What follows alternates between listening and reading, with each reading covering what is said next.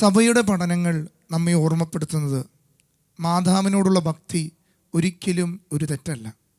മറിച്ച് മാതാവിനോടുള്ള ഭക്തി ഈശോയോടുള്ള സ്നേഹം വർദ്ധിക്കാൻ നമ്മെ സഹായിക്കുന്നതാണ്. Catechism of the Catholic church 493 ഖണ്ഡിക ഇപ്രകാരം നമ്മെ ഓർമ്മപ്പെടുത്തുന്നുണ്ട്. സഭാപിതാക്കന്മാർ പരിശുദ്ധ മറിയത്തെ സർവ്വവിശുദ്ധ എന്ന് വിളിക്കുന്നു. കൂടാതെ പാപസ്പർശമേൽക്കാത്തവൾ, പരിശുദ്ധാത്മാവിനാൽ പ്രത്യേക വിധത്തിൽ രൂപപ്പെടുത്തിയവൾ, നൂതന സൃഷ്ടിയായ അവൾ മറിയത്തെ പ്രകീർത്തിക്കുന്ന കാര്യങ്ങളാണ്. ഇതെല്ലാം സഭാപിതാക്കന്മാർ മറിയത്തെ പ്രകീർത്തിക്കുന്ന കാര്യങ്ങളാണ്. അതുകൊണ്ട് പ്രിയപ്പെട്ടവരെ, ദൈവകൃപയിൽ വളരാൻ പരിശുദ്ധ അമ്മയുടെ മധ്യസ്ഥം നമുക്ക് വലിയ സഹായമാണ്. എല്ലാ വിശുദ്ധരുടെയും കയ്യിൽ ഒരു ജപമാല നമുക്ക് കാണാം. നമുക്കറിയാം, വിശുദ്ധയായ എപ്രാസ്യമ്മയുടെ കബറെടുത്ത് ചെല്ലുമ്പോൾ അവിടെ ഒരു തിരിശേച്ചി വെച്ചിട്ടുണ്ട്.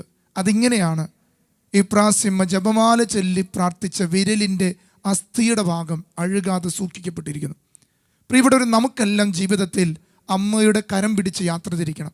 ജോൺ പോൾ രണ്ടാമൻ മാർപ്പാപ്പ ഓർമ്മപ്പെടുത്തുന്നു, ജപമാല കയ്യിലെടുക്കുമ്പോൾ അതിന് ആയുധവും, കഴുത്തിലണിയുമ്പോൾ ആഭരണമാണ്. ഈ ദിവസങ്ങളിൽ നമ്മൾ പ്രാർത്ഥിച്ചൊരുങ്ങാം. ജപമാല ചൊല്ലി നമുക്ക് പ്രാർത്ഥിച്ചൊരുങ്ങാം. ദൈവത്തിൻ്റെ ജീവിത മരണ ഉത്ഥാനങ്ങളെ ധ്യാനിച്ച് പ്രാർത്ഥിക്കാം. ജൂലൈ 13 മുതൽ ഓഗസ്റ്റ് 15 വരെ നമ്മൾ ഒരുമിച്ച് ഈ വിമല ഹൃദയ പ്രതിഷ്ഠയിൽ ജപമാല ചൊല്ലിയും പരിത്യാഗങ്ങൾ ചെയ്തും പ്രാർത്ഥിക്കുമ്പോൾ പരിശുദ്ധ അമ്മ റോസാപ്പൂക്കളുടെ തോട്ടത്തിൽ നമുക്കും ഒരു വിശുദ്ധിയുടെ സ്ഥാനം തരും. അതിനായി നമുക്ക് പ്രാർത്ഥിച്ചൊരുങ്ങാം.